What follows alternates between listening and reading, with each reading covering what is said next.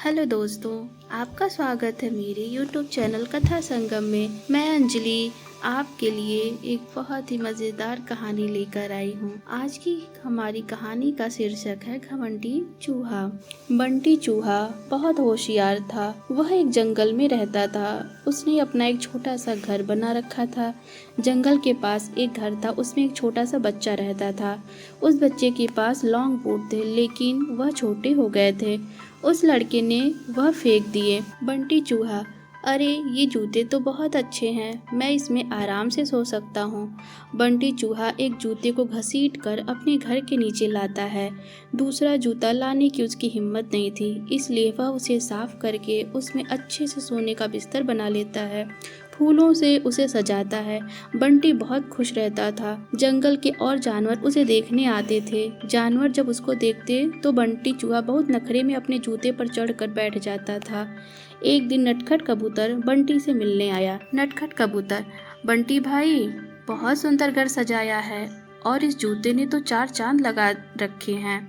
बंटी चूहा, सुन भाई, नज़र मत लगा, मैंने बहुत मुश्किल से इसे सजाया है। तुम जैसों की नज़र लगी यह खराब हो जाएगा। नटखट कबूतर, भाई मैं तो तुम्हें बधाई देने आया था, लेकिन लगता है तुम्हारा घमंड तो 7वें आसमान पर है। बंटी चूहा, मुझे किसी की बधाई की जरूरत नहीं है। मैं जानता हूँ तुम सब मुझसे जलते हो क्योंकि तुम बाहर सर्दी झेलते हो और मैं इस जूते में घुसकर आराम से सो जाता हूँ। नटखट कबूतर बिना कुछ कहे उड़कर वापस चला जाता है। अब बंटी चूहा सारे दिन घूमकर खाना खाता और रात को अपने जूते में आकर सो जाता था। धीरे धीरे जंगल के सभी जानवरों से उसने बात करना बंद कर दिया था।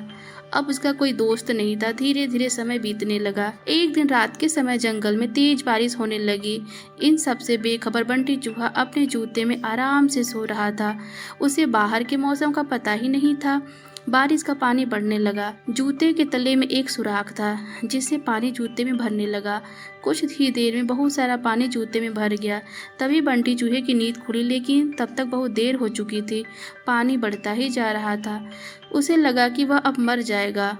बंटी चूहा जोर जोर से चिल्लाने लगा, लेकिन बारिश की आवाज में किसी ने उसकी आवाज नहीं सुनी। बंटी चूहे को अपनी मौत साफ नजर आ रही थी।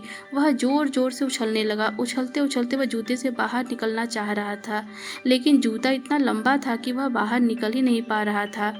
इधर दूर के घोंसले में नटखट कबूतर अपने बच्चों के साथ बैठा था। नटखट कबूतर, बच्चों, लगता है किसी के चिल्लाने की आवाज़ आ रही है, कोई मुसीबत में है। उसने बाहर निकल के देखा कि आवाज़ उस जूते में से आ रही है।